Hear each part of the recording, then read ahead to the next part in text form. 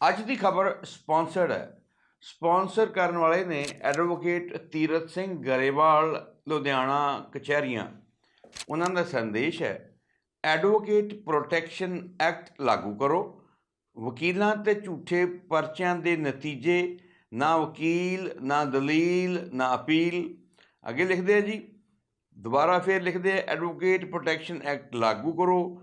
ਬਿਨਾਂ ਇਨਕੁਆਇਰੀ, ਬਿਨਾਂ ਸਬੂਤ ਵਕੀਲ ਭਾਈਚਾਰੇ ਨਾਲ ਧੱਕੇਸ਼ਾਹੀ ਬੰਦ ਕਰੋ। ਮਾਫੀਆ ਰਾਜ, ਝੂਠੇ ਪਰਚੇ, ਝੂਠੇ ਮੁਕੱਦਮੇ ਬੰਦ ਕਰੋ। ਦੂਜਾ ਸੰਦੇਸ਼ ਐਡਵੋਕੇਟ ਗਰੇਵਾਲ ਦਾ ਹੈ, ਮੈਂ ਵੀ ਕਿਸਾਨ, ਕਿਸਾਨੀ ਬਚਾਓ, ਪੰਜਾਬ ਬਚਾਓ, ਦੇਸ਼ ਬਚਾਓ। ਅਗਲਾ ਮੈਸੇਜ, ਉੱਠ ਪੰਜਾਬ ਸਿਆਂ, ਆਪਣੇ ਹੱਕਾਂ ਦੀ ਰਾਖੀ ਲਈ ਕੰਮ ਕਰ। ਪੰਜਾਬ ਦਸਤਾਵੇਜ਼ ਦੇ ਦਰਸ਼ਕਾਂ ਲਈ ਮੈਂ ਰਜਿੰਦਰ ਸਿੰਘ ਤੱਗੜ ਲੈ ਕੇ ਹਾਜ਼ਰ ਹਾਂ ਏਜੰਡਾ। ਸਤਿ ਸ਼੍ਰੀ ਅਕਾਲ, ਨਮਸਕਾਰ, ਅਦਾਬਰਦ ਹੈ। ਸਭ ਤੋਂ ਪਹਿਲਾਂ ਇਸ ਸ਼ਖਸ ਦੀ ਤਸਵੀਰ ਧਿਆਨ ਨਾਲ ਦੇਖੋ। ਇਹ ਨੇ ਡੀਸੀ ਪਠਾਨਕੋਟ ਹਰਬੀਰ ਸਿੰਘ। ਹੁਣ ਖਬਰ ਸੰਖੇਪ 'ਚ। ਪਠਾਨਕੋਟ ਦੇ ਡੀਸੀ ਹਰਬੀਰ ਸਿੰਘ ਨੇ ਫਰਵਰੀ 2023 'ਚ ਆਪਣੀ ਸਰਕਾਰੀ ਕੋਠੀ, ਜੋ ਕਿ ਪਹਿਲਾਂ ਇਰੀਗੇਸ਼ਨ ਡਿਪਾਰਟਮੈਂਟ ਦਾ ਰੈਸਟ ਹਾਊਸ ਹੁੰਦਾ ਸੀ ਪਿਛਲੇ 50 ਸਾਲ ਤੋਂ, ਉਸ ਦਾ ਕਰੀਬ 45.72 ਮਰਲੇ ਰਕਬਾ, ਜੋ ਕਿ ਸਰਕਾਰੀ ਦੀਵਾਰ ਵੀ ਉੱਥੇ ਸੀ, ਉਹ ਤਰਵਾ ਕੇ ਪ੍ਰਾਈਵੇਟ ਇੰਡਸਟਰੀਲਿਸਟ ਜਗਤ ਅਗਰਵਾਲ, ਉਹਨਾਂ ਦੀ ਪਤਨੀ ਸਚਿਤਾ ਅਗਰਵਾਲ ਦੇ ਕਬਜ਼ੇ ਦੇ ਵਿੱਚ ਕਰਵਾ ਦਿੱਤਾ ਹੈ। ਇਰੀਗੇਸ਼ਨ ਵਿਭਾਗ ਦੇ ਪ੍ਰਿੰਸੀਪਲ ਸੈਕਟਰੀ ਕ੍ਰਿਸ਼ਨ ਕੁਮਾਰ ਨੇ ਸਪੌਟ ਇੰਸਪੈਕਸ਼ਨ ਤੋਂ ਬਾਅਦ ਮੁੱਖ ਸਕੱਤਰ ਅਨੁਰਾਗ ਵਰਮਾ ਨੂੰ ਆਪਣੀ ਮੁੱਢਲੀ 5 ਪੇਜ ਦੀ ਰਿਪੋਰਟ, ਜੋ ਕਿ 15 ਨਵੰਬਰ ਨੂੰ ਪੇਸ਼ ਕੀਤੀ ਗਈ, ਉਸ ਵਿੱਚ 6 ਸਿਫਾਰਿਸ਼ਾਂ ਕੀਤੀਆਂ ਨੇ। ਉਹਨਾਂ 'ਚ ਇੱਕ ਅਹਿਮ ਸਿਫਾਰਿਸ਼ ਇਹ ਹੈ ਕਿ ਇਸ ਮਾਮਲੇ 'ਤੇ ਪਰਚਾ ਦਰਜ ਹੋਣਾ ਚਾਹੀਦਾ ਹੈ। ਪ੍ਰਿੰਸੀਪਲ ਸੈਕਟਰੀ ਕ੍ਰਿਸ਼ਨ ਕੁਮਾਰ ਦੀ ਫਾਈਂਡਿੰਗ ਹੈ ਕਿ ਇਹ ਨਜਾਇਜ਼ ਕਬਜ਼ਾ ਕਰਵਾਉਣ ਵਾਲਾ ਹੋਰ ਕੋਈ ਨਹੀਂ, ਬਲਕਿ ਖੁਦ ਡੀਸੀ ਪਠਾਨਕੋਟ ਹਰਬੀਰ ਸਿੰਘ ਹੈ, ਜਿਸ ਦੀ ਕਿ ਰਿਟਾਇਰਮੈਂਟ ਬਹੁਤ ਨਜ਼ਦੀਕ ਹੈ।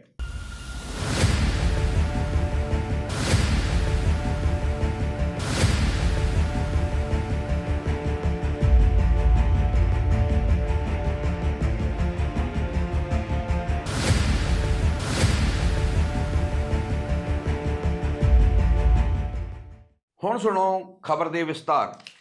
ਵਾਟਰ ਰਿਸੋਰਸਿਸ ਡਿਪਾਰਟਮੈਂਟ ਦਾ ਕਹਿਣਾ ਹੈ ਕਿ 50 ਸਾਲ ਪੁਰਾਣਾ ਮਾਧੋਪੁਰ ਰੈਸਟ ਹਾਊਸ, ਜੋ ਕਿ ਸ਼ਾਹਪੁਰ ਕੰਡੀ ਡੈਮ 'ਤੇ ਬਣਿਆ ਹੈ, ਉਸ 'ਤੇ ਡੀਸੀ ਸਾਹਿਬ ਦਾ ਰੈਜ਼ੀਡੈਂਸ ਬਣਾਇਆ ਗਿਆ ਸੀ ਆਰਜ਼ੀ ਤੌਰ 'ਤੇ। ਉਹਨਾਂ ਦਾ ਭਾਵੇਂ ਨਵਾਂ ਰੈਜ਼ੀਡੈਂਸ ਹਜੇ ਬਣਨਾ, ਉਹਦੇ ਲਈ ਵੱਖਰੀ ਜ਼ਮੀਨ ਦੇਖੀ ਗਈ ਹੈ।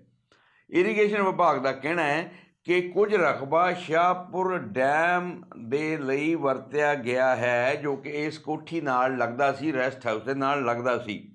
ਸਭ ਤੋਂ ਪਹਿਲਾਂ ਇਸ ਮਾਮਲੇ ਦੀ ਜਾਣਕਾਰੀ ਐਸਟੀਓ ਕਨਾਲਸ ਪ੍ਰਦੀਪ ਕੁਮਾਰ ਨੇ 3/2/2023 ਨੂੰ ਚਿੱਠੀ ਲਿਖ ਕੇ ਡੀਸੀ ਨੂੰ ਸੂਚਿਤ ਕੀਤਾ, ਇਨਫੋਰਮ ਕੀਤਾ।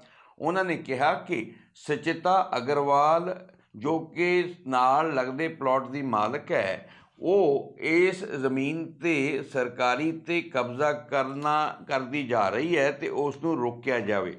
ਪਰ ਇਸ ਸ਼ਿਕਾਇਤ 'ਤੇ ਕੋਈ ਕਾਰਵਾਈ ਡੀਸੀ ਵੱਲੋਂ ਨਹੀਂ ਕੀਤੀ ਗਈ। ਡੀਸੀ ਦੇ ਨਾਲ ਹੀ ਜਿਹੜਾ ਰਕਬਾ ਹੈ, ਉਹ ਬੜਾ ਇੰਪੋਰਟੈਂਟ ਹੈ ਟੂਰਿਜ਼ਮ ਪਰਪਸਿਸ ਲਈ, ਉਹ ਬਹੁਤ ਅਹਿਮੀਅਤ ਰੱਖਦਾ ਹੈ। 2 ਵਾਰ ਇਸ ਮਾਮਲੇ ਦੀ ਡਿਮਾਰਕੇਸ਼ਨ ਹੋਈ, ਯਾਨੀ ਕਿ ਰਕਬੇ ਦੀ, ਜਦੋਂ ਕਿ ਸ਼ਿਕਾਇਤਾਂ ਹੋਣ ਲੱਗੀਆਂ। ਉਹ ਡਿਮਾਰਕੇਸ਼ਨ ਇਸ ਤਰੀਕੇ ਨਾਲ ਹੋਈ ਕਿ ਉਹ ਜਿਹੜੀ ਨਜਾਇਜ਼ ਕਾਬਜ਼ ਔਰਤ ਸੀਗੀ ਸਚਿਤਾ ਅਗਰਵਾਲ, ਉਹਦੇ ਹੱਕ 'ਚ ਹੀ ਜਾਂਦੀ ਰਹੀ। ਸੋ ਦੋਸ਼ ਹੈ ਕਿ ਇਹ ਨਜਾਇਜ਼ ਰਕਬਾ ਜਾਇਜ਼ ਬਣਾਉਣ ਲਈ ਗਲਤ ਤਰੀਕੇ ਨਾਲ ਮਾਲ ਵਿਭਾਗ ਤੋਂ ਡਿਮਾਰਕੇਸ਼ਨ ਡੀਸੀ ਨੇ ਖੁਦ ਦਬਾਅ ਪਾ ਕੇ ਕਰਵਾਈ।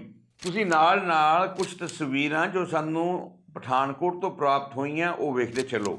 ਨਾਲ ਹੀ ਵੀਡੀਓ ਐਡੀਟਰ ਨੂੰ ਬੇਨਤੀ ਕਰੂੰਗਾ ਕਿ ਪ੍ਰਿੰਸੀਪਲ ਸੈਕਟਰੀ ਕ੍ਰਿਸ਼ਨ ਕੁਮਾਰ ਦੀ ਜੋ ਰਿਪੋਰਟ ਹੈ 4 ਪੇਜ ਤੋਂ ਉੱਤੇ ਦੀ, ਉਸ ਨੂੰ ਵੀ ਸਕਰੀਨ 'ਤੇ ਵਿਖਾਉਂਦਾ ਰਹੇ।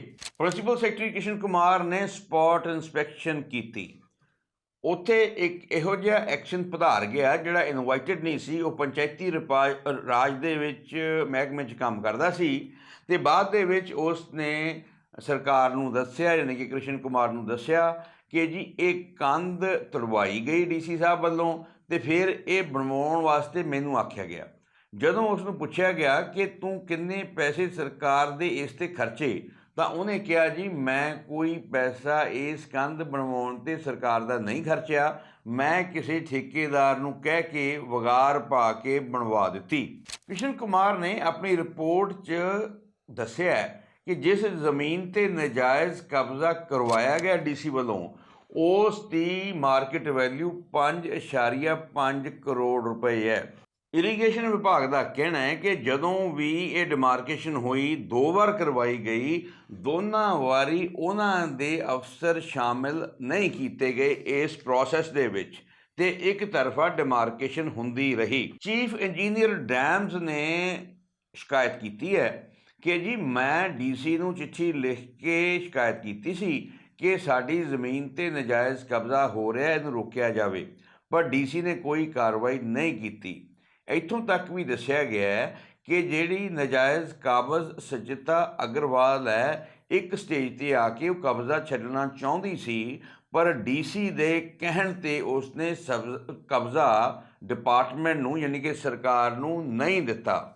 ਸੂਤਰਾਂ ਤੋਂ ਪਤਾ ਲੱਗਾ ਹੈ ਕਿ ਪਾਇਨੀਅਰ ਕੰਪਨੀ ਕਈ ਕਿਸਮ ਦੇ ਵਪਾਰ ਕਰਦੀ ਹੈ। ਉਸਨੇ ਇੱਕ ਐਥਨੋਲ ਪਲਾਂਟ ਪਠਾਨਕੋਟ 'ਚ ਬਣਾਇਆ ਹੋਇਆ ਹੈ, ਜਿੱਥੋਂ ਪਰਾਲੀ ਵਰਤੀ ਜਾਂਦੀ ਹੈ ਤੇ ਐਥਨੋਲ ਬਣਾਈ ਜਾਂਦੀ ਹੈ, ਤੇ ਇੱਕ ਹੋਰ ਪਲਾਂਟ ਇਸ ਪਰਿਵਾਰ ਨੇ ਬਣਾਇਆ ਹੈ ਜਿੱਥੇ ਗਲੂਟਨ ਬਣਦੀ ਹੈ। ਗਲੂਟਨ ਬ੍ਰੈਡ ਬਣਾਉਣ ਦੇ ਵਿੱਚ ਕੰਮ ਆਉਂਦੀ ਹੈ। ਇਸ ਕੰਪਨੀ ਦੀ ਟਰਨਓਵਰ ਦੱਸਣ ਮੁਤਾਬਕ 1000 ਕਰੋੜ ਰੁਪਇਆ ਹੈ ਤੇ ਇਹ ਕੰਪਨੀ ਹੁਣ ਟੂਰਿਜ਼ਮ ਦੇ ਵਿੱਚ ਵੈਂਚਰ ਆਊਟ ਕਰਨ ਦੀ ਕੋਸ਼ਿਸ਼ ਕਰ ਰਹੀ ਹੈ। ਸੂਤਰ ਇਹ ਵੀ ਦੱਸਦੇ ਹੈ ਕਿ ਪਾਇਨੀਅਰ ਕੰਪਨੀ ਤੇ ਡੀਸੀ ਸਾਹਿਬ ਦੀ ਚੁੱਪ ਗੜੁੱਪੀ ਭਾਈਵਾਲੀ ਹੋ ਚੁੱਕੀ ਹੈ। ਇਹਨਾਂ ਨੇ 300 ਬੈੱਡ ਦਾ ਰਿਸੋਰਟ ਜਾਂ ਕਹੋ ਹੋਟਲ ਬਣਾਉਣ ਦਾ ਪ੍ਰੋਗਰਾਮ ਬਣਾਇਆ ਹੈ ਤੇ ਇਸ ਪ੍ਰੋਜੈਕਟ ਦੇ ਡਿਜ਼ਾਈਨ ਨੂੰ ਤਿਆਰ ਕਰਵਾ ਲਿਆ ਗਿਆ। ਡਿਜ਼ਾਈਨ ਤਿਆਰ ਕਰਨ ਵਾਲੇ ਨੇ AP ਆਰਕੀਟੈਕਟ, ਜਿਹੜੇ ਕਿ ਚੰਡੀਗੜ੍ਹ ਤੇ ਦਿੱਲੀ ਦੇ ਵਿੱਚ ਕੰਮ ਕਰਦੇ ਨੇ, 2 ਥਾਈਂ ਉਹਨਾਂ ਦੇ ਦਫ਼ਤਰ ਨੇ। ਇਹਨਾਂ ਨੇ ਇੱਕ ਡਾਊਨਟਾਊਨ ਮਾਲ ਵੀ ਬਣਾਇਆ ਪਠਾਨਕੋਟ 'ਚ। ਸੋ ਇਹ ਉਹੀ ਕੰਪਨੀ ਹੈ ਜਿਹੜੀ ਕਿ ਇਸ ਟੂਰਿਜ਼ਮ ਪ੍ਰੋਜੈਕਟ ਨੂੰ ਅੰਡਰਟੇਕ ਕਰ ਰਹੀ ਹੈ। ਸਾਨੂੰ ਸੂਚਨਾ ਦੇਣ ਵਾਲਿਆਂ ਨੇ ਇਹ ਬੜੇ ਜ਼ੋਰ ਦੇ ਕੇ ਕਿਹਾ ਕਿ ਜੀ ਮੈਂ ਇਹ ਡਿਜ਼ਾਈਨ ਖੁਦ ਦੇਖ ਚੁੱਕਿਆ ਜੋ ਅਗਰਵਾਲ ਪਰਿਵਾਰ ਨੇ ਇਸ ਥਾਂ ਤੇ ਰਿਸੋਰਟ ਬਣਾਉਣ ਲਈ ਤਿਆਰ ਕਰਵਾਇਆ। ਇਹ ਸ਼ਿਕਾਇਤ ਮਿਲਣ ਤੋਂ ਬਾਅਦ ਮੁੱਖ ਸਕੱਤਰ ਅਨੁਰਾਗ ਵਰਮਾ ਨੇ 20/11/23 ਨੂੰ ਆਦੇਸ਼ ਜਾਰੀ ਕੀਤਾ ਕਿ ਜਲੰਧਰ ਦੀ ਕਮਿਸ਼ਨਰ ਗੁਰਪ੍ਰੀਤ ਸਪਰਾ ਇਸ ਮਾਮਲੇ ਦੀ ਜਾਂਚ ਕਰੇ। ਸਾਨੂੰ ਇਹ ਪਤਾ ਲੱਗਿਆ ਕਿ ਗੁਰਪ੍ਰੀਤ ਸਪਰਾ ਨੇ DRO ਅੰਮ੍ਰਿਤਸਰ ਤਰੁਣ ਫਨੋਟ ਨੂੰ ਜ਼ਿੰਮੇਵਾਰੀ ਦਿੰਦੇ ਹੋਏ ਡਿਮਾਰਕੇਸ਼ਨ ਕਰਵਾਈ ਹੈ, ਮੁੱਢਲੀ ਜਾਂਚ ਕਰਵਾਈ ਹੈ ਤੇ DRO ਨੇ ਆਪਣੀ ਰਿਪੋਰਟ ਮੈਡਮ ਸਪਰਾ ਨੂੰ 28 ਨਵੰਬਰ ਨੂੰ ਸੌਂਪ ਦਿੱਤੀ ਹੈ। ਤੇ ਉਸ ਤੋਂ ਬਾਅਦ ਜਦੋਂ ਅਸੀਂ ਚੈੱਕ ਕੀਤਾ ਪੰਜਾਬ ਸਰਕਾਰ ਨਾਲ, ਤਾਂ ਸਾਨੂੰ ਮੁੱਖ ਸਕੱਤਰ ਅਨੁਰਾਗ ਵਰਮਾ ਜੀ ਨੇ ਦੱਸਿਆ ਕਿ ਇਹ ਰਿਪੋਰਟ ਹਜੇ ਉਹਨਾਂ ਨੇ ਨਹੀਂ ਦੇਖੀ, ਯਾਨੀ ਕਿ ਉਹਨਾਂ ਕੋਲ ਨਹੀਂ ਪਹੁੰਚੀ। ਅਸੀਂ ਕੋਸ਼ਿਸ਼ ਕੀਤੀ DC ਪਠਾਨਕੋਟ ਹਰਬੀਰ ਸਿੰਘ ਦਾ ਪੱਖ ਜਾਣਨ ਦੀ। ਉਹਨਾਂ ਨੇ ਕਿਹਾ ਕਿ ਸਾਰਾ ਕੁਝ ਝੂਠ ਹੈ, ਕੌਕ ਐਂਡ ਬੁੱਲ ਸਟੋਰੀ। 2 ਵਾਰੀ ਪਹਿਲਾਂ ਡਿਮਾਰਕੇਸ਼ਨ ਹੋ ਗਈ, ਹੁਣ ਤੀਜੀ ਵਾਰੀ ਇੱਕ DRO ਕਿਸੇ ਹੋਰ ਡਿਸਟ੍ਰਿਕਟ 'ਚੋਂ ਆਇਆ ਸੀ, ਉਹ ਵੀ ਕਰਕੇ ਲੈ ਗਿਆ, ਨਿਕਲਿਆ ਕੁਛ ਨਹੀਂ। ਖੈਰ, ਇਹ ਅੱਗੇ ਪਤਾ ਲੱਗੂਗਾ ਜਦੋਂ ਰਿਪੋਰਟ ਮੁੱਖ ਸਕੱਤਰ ਕੋਲ ਪਹੁੰਚ ਜਾਊਗੀ। ਤੇ ਉਹਨਾਂ ਨੇ ਅੱਗੇ ਦਾਅਵਾ ਕੀਤਾ ਕਿ ਮੈਨੂੰ ਫਿਕਸ ਕਰਨ ਵਾਸਤੇ ਕੁਝ IAS ਅਫਸਰ ਸਰਗਰਮ ਹੋਏ ਨੇ, ਮੈਨੂੰ ਬਦਨਾਮ ਕਰਨ ਦੀ ਕੋਸ਼ਿਸ਼ ਕੀਤੀ ਜਾ ਰਹੀ ਹੈ। ਮੈਂ ਸਾਰੀ ਜ਼ਿੰਦਗੀ ਇਮਾਨਦਾਰੀ ਨਾਲ ਨੌਕਰੀ ਕੀਤੀ ਹੈ। ਅਸੀਂ DC ਸਾਹਿਬ ਨੂੰ ਬੇਨਤੀ ਕੀਤੀ, ਤੁਸੀਂ ਆਪਣੇ ਗੁਆਂਢੀਆਂ ਦਾ ਸਾਨੂੰ ਫੋਨ ਨੰਬਰ ਦੇ ਦਿਓ, ਯਾਨੀ ਕਿ ਅਗਰਵਾਲ ਪਰਿਵਾਰ ਦਾ।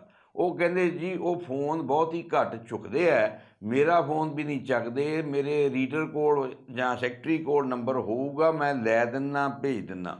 ਅਸੀਂ ਇੰਤਜ਼ਾਰ ਕਰਦੇ ਰਹੇ ਰਾਤ ਦੇ 10:30 ਵਜੇ ਤੱਕ। ਡੀਸੀ ਸਾਹਿਬ ਇੱਕ ਸੋਸ਼ਲ ਫੰਕਸ਼ਨ ਤੇ ਚਲੇ ਗਏ, ਬੀਐਸਐਫ ਦੇ ਆਈਜੀ ਵੱਲੋਂ ਬੁਲਾਇਆ ਗਿਆ ਸੀ ਤੇ ਉਹ ਉੱਥੇ ਬਿਜ਼ੀ ਹੋ ਗਏ।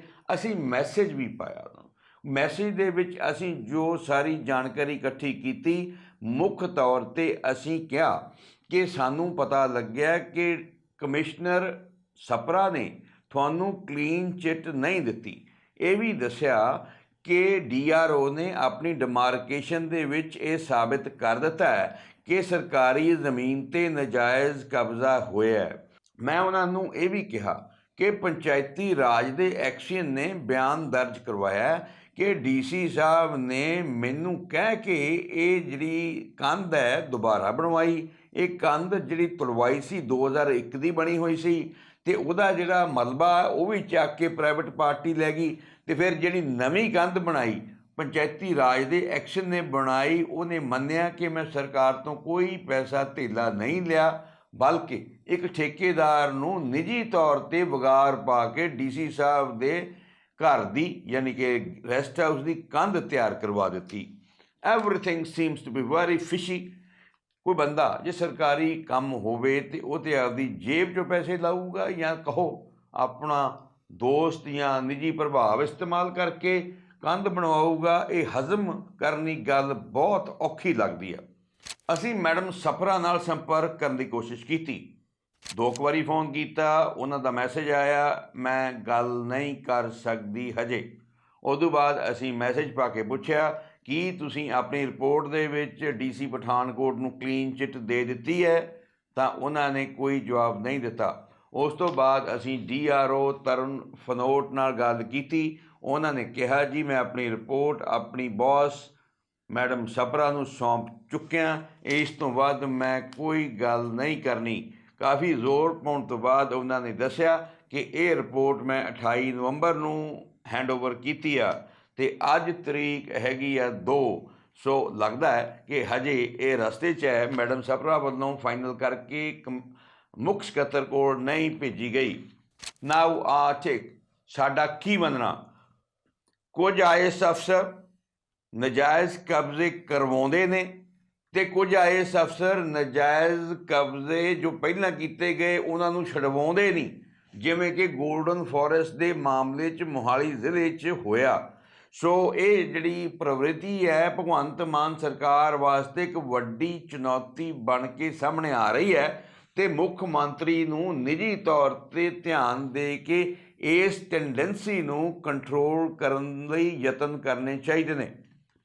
ਪੁਆਇੰਟ ਨੰਬਰ 2, ਜਲੰਧਰ ਦੀ ਕਮਿਸ਼ਨਰ ਗੁਰਪ੍ਰੀਤ ਸਪਰਾ ਨੂੰ ਜਲਦ ਤੋਂ ਜਲਦ ਰਿਪੋਰਟ ਮੁੱਖ ਸਕੱਤਰ ਨੂੰ ਭੇਜ ਦੇਣੀ ਚਾਹੀਦੀ ਹੈ, even without loss of a single hour. Point number 3, ਗਲਤ ਕੀਤੀ ਗਈ ਡਿਮਾਰਕੇਸ਼ਨ ਤੇ ਉਸ ਦੇ ਆਧਾਰ ਤੇ ਕੀਤਾ ਗਿਆ ਨਜਾਇਜ਼ ਕਬਜ਼ਾ, ਉਹਦੀ ਜ਼ਿੰਮੇਵਾਰੀ ਫਿਕਸ ਹੋਣੀ ਚਾਹੀਦੀ ਹੈ। FIR ਸਿਰਫ DC ਤੇ ਹੀ ਨਹੀਂ ਬਲਕਿ ਮਾਲ ਅਧਿਕਾਰੀਆਂ ਤੇ ਵੀ ਹੋਣੀ ਚਾਹੀਦੀ ਹੈ, ਪਟਵਾਰੀ ਕਾਨੂੰਗੋ ਤਹਿਸੀਲਦਾਰਾਂ ਤੇ ਜਿਨ੍ਹਾਂ ਨੇ ਡਿਮਾਰਕੇਸ਼ਨ ਗਲਤ ਕੀਤੀ ਨਜ਼ਰ ਆਉਂਦੀ ਹੈ। Point number 4, IAS officers association Punjab ਨੂੰ ਤੁਰੰਤ ਹੰਗਾਮੀ ਮੀਟਿੰਗ ਸੱਦ ਕੇ ਇਸ ਅਧਿਕਾਰੀ ਨੂੰ ਤੁਰੰਤ ਆਪਣੀ ਜਥੇਬੰਦੀ 'ਚੋਂ ਬਰਖਾਸਤ ਕਰਨਾ ਚਾਹੀਦਾ ਹੈ ਤਾਂ ਕਿ ਇੱਕ ਸੰਕੇਤ ਮਿਲ ਸਕੇ ਕਿ association stands for clean career, stands for transparent clean honest officers. ਜੇ ਉਹ ਠੱਗ ਜਾਂ ਜਿਨ੍ਹਾਂ ਤੇ ਕੋਈ ਦੋਸ਼ ਲੱਗਦੇ ਹੈ IAS ਅਫਸਰਾਂ ਤੇ ਉਹਨਾਂ ਨੂੰ ਆਪਣੀ ਜਥੇਬੰਦੀ ਦੇ ਵਿੱਚ ਸ਼ਾਮਲ ਕਰੀ ਰੱਖਣਗੇ ਤਾਂ ਉਹਨਾਂ ਤੇ ਵੀ ਫੇਰ ਸ਼ੰਕੇ ਖੜੇ ਹੋਣਗੇ। ਇਹਨਾਂ ਗੱਲਾਂ ਨਾਲ ਜੀ ਮੈਂ ਇਜਾਜ਼ਤ ਚਾਹੁੰਦਾ। ਸਤਿ ਸ਼੍ਰੀ ਅਕਾਲ, ਨਮਸਕਾਰ, ਖੁਦਾ ਹਾਫਿਜ਼।